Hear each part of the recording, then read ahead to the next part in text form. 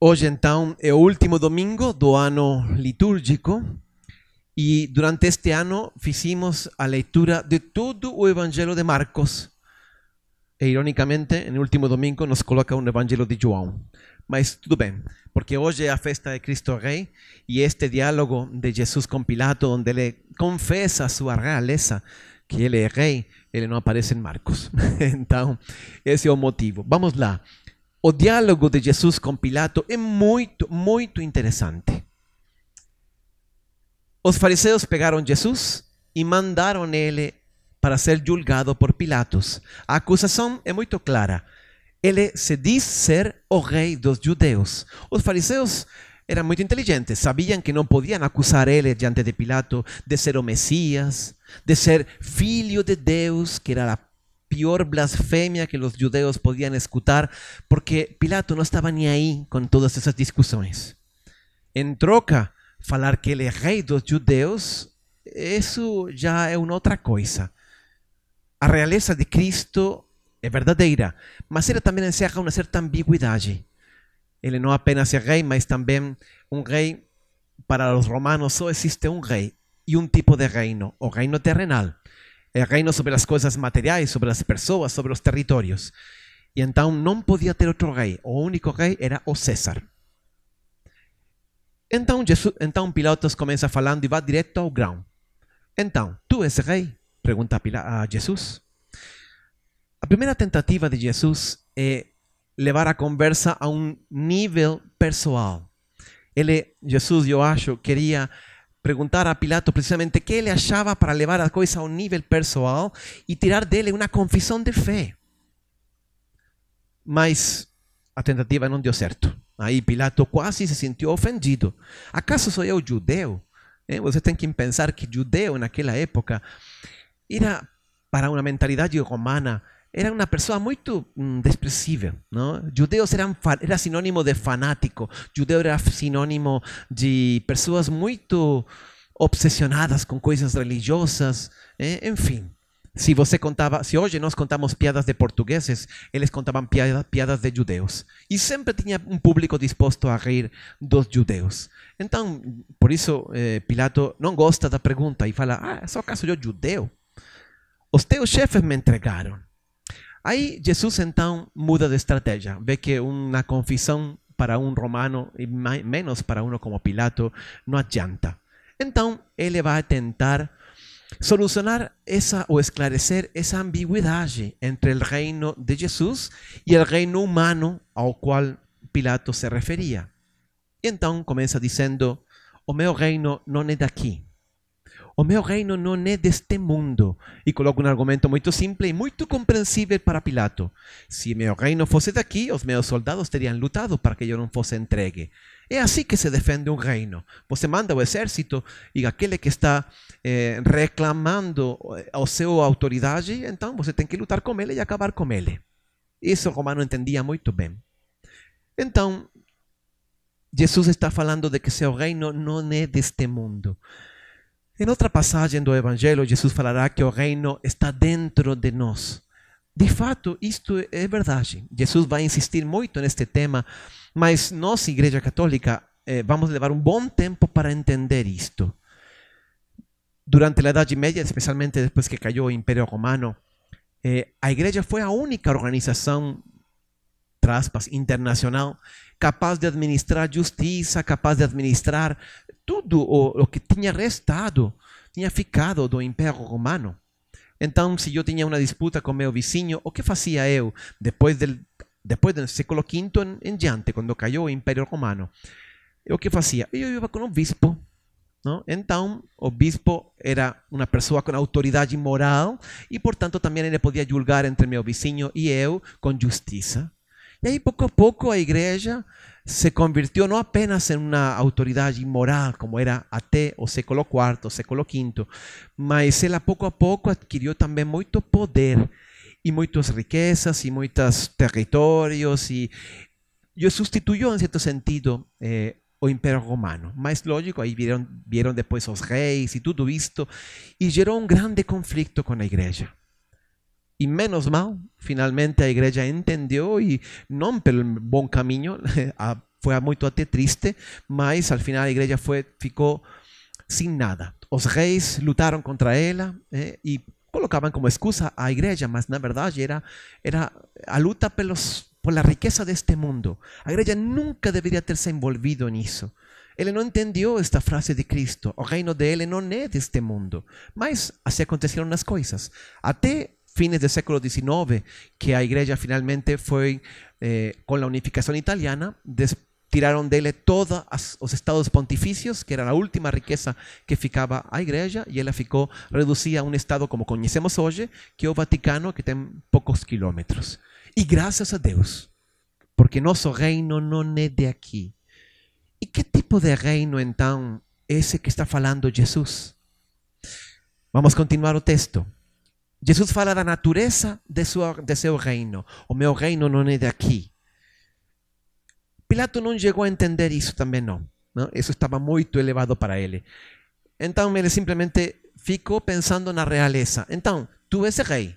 Não entendi bem o que você falou, mas em conclusão, você é rei sim ou não? E aí então Jesus faz a sua confissão. Eu sou. Tu o dizes, eu sou rei. Eu nasci e vim ao mundo para isto. Mas aí Jesus faz uma outra coisa interessante. Ele já não fala da natureza do reino, que Pilato não entendeu, mas ele vai falar da função dele. E diz assim: eu nasci e vim ao mundo para isto, para dar testemunho da verdade. Então, esse reino é um reino que consiste em dar testemunho da verdade, é um reino da verdade, é um reino que está em nosso coração. Então, o reino de Jesus não é um reino político, não é um reino deste mundo, como nós entendemos. Olha aqui uma coisa interessante é esta. A Igreja Católica, como digo, através de todo este processo histórico, ela terminou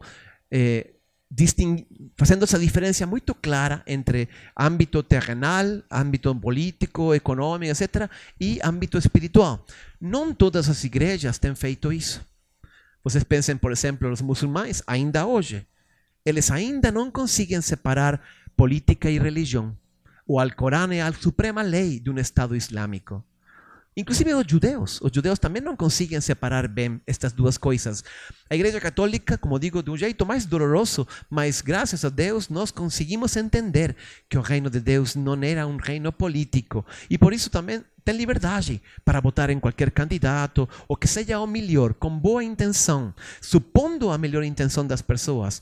O importante é o reino de Deus, portanto, em nossos corações. E esse reino de Deus em nossos corações consiste basicamente em aceitar a verdade de Jesus. Aqui o Evangelho omitiu a frase que sigue. Que pena, era muito boa o versículo seguinte. Jesus falou, para isso vim ao mundo, para dar testemunho da verdade. E aí Pilato respondeu, e que é a verdade?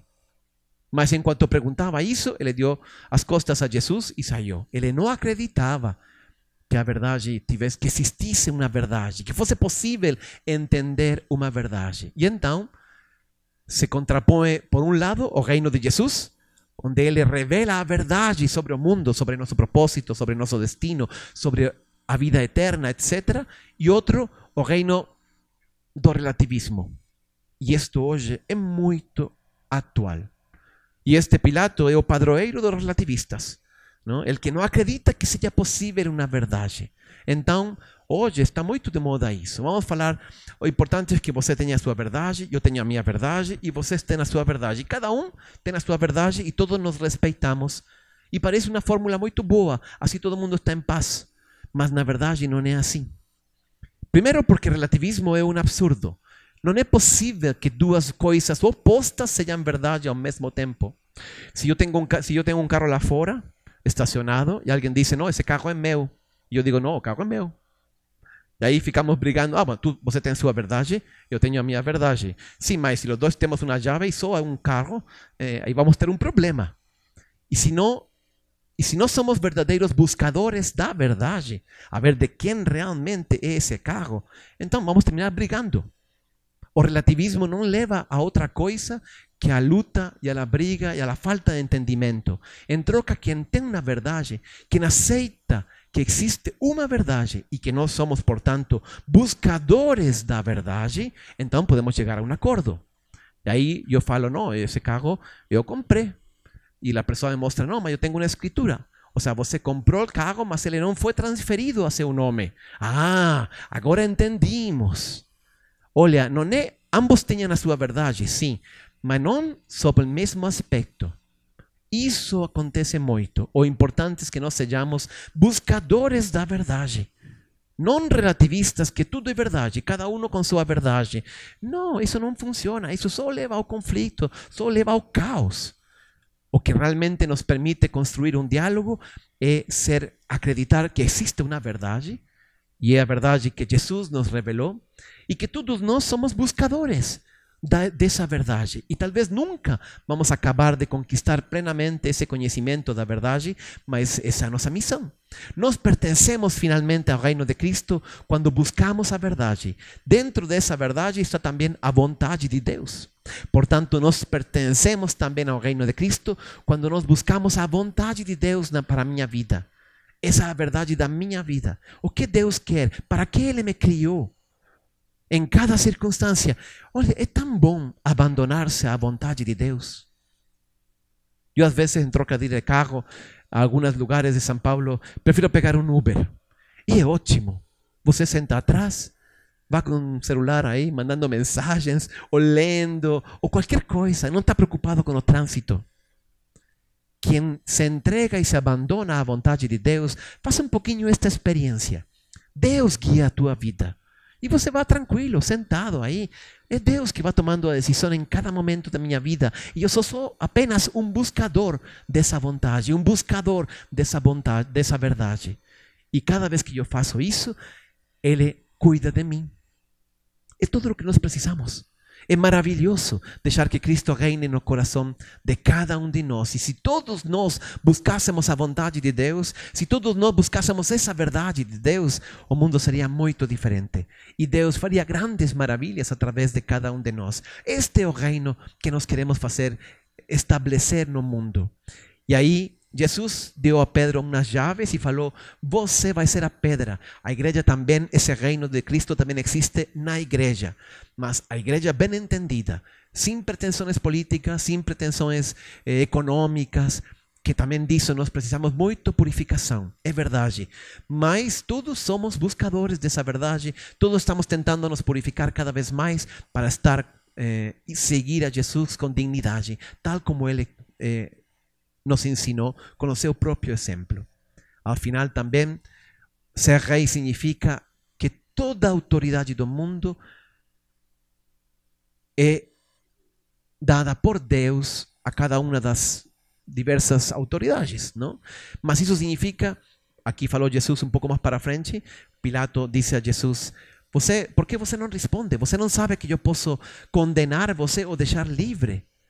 E Jesus responde, você não teria nenhuma autoridade sobre mim se não te fosse dado do alto. Esta é a última característica de Cristo Rei. E lo escutamos na primeira leitura.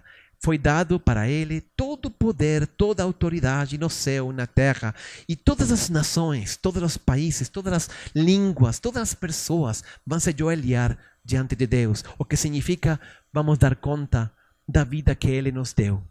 Portanto, também podemos confiar em Ele, seguir a vontade dEle. E se alguma injustiça é feita conosco, ou nós somos testemunhos disso, podemos falar a verdade e ficar tranquilos. Ao final, todo mundo tem que dar contas a Deus, e Deus é justo. E Deus nos ama, mas Ele também é justo. E isto é um convite para a responsabilidade também. Um autor que vocês seguramente conhecem, C.S. Lewis, ele foi que escreveu este livro das Crônicas de Nárnia, mas ele não apenas escrevia livros para crianças, também era catedrático de língua inglesa, de literatura, lá em Oxford. E ele se convirtió ao cristianismo. E um amigo dele, holandês, Van Kenauken se chamava, perguntou para ele, o que você sente agora que vai converter ao cristianismo? Deve estar muito contente, amanhã vai ser batizado. E ele respondeu, na verdade, o sentimento que eu tenho não é de alegria, eu tenho um sentimento imenso de responsabilidade. Até ontem, que eu não estava convertido, eu fazia o que queria. A partir de amanhã, Eu acordo pela manhã da minha cama e penso, tudo que eu faça hoje, eu vou ser cobrado por Deus disso. Deus não está para ameaçar, nem para perseguir, mas Ele é o nosso rei. E o rei administra a justiça. E nós temos que buscar a vontade dele e realizá-la. Porque isso nos libera e porque isso nos faz feliz. Mas também, insisto, dizia C.S. Lewis, Ele é meu rei, Ele é meu juiz. E, portanto, a minha vida muda toda de perspectiva. Vamos pedir a Deus neste dia de Cristo Rei que nós sejamos súbditos desse Rei dignos, possamos sempre seguir essa vontade dele em nossa vida, porque isso, ser súbdito desse Rei que nos ama tanto, que é todo poderoso, é o que pode fazer realmente feliz e realizar plenamente nossa vida. Que assim seja.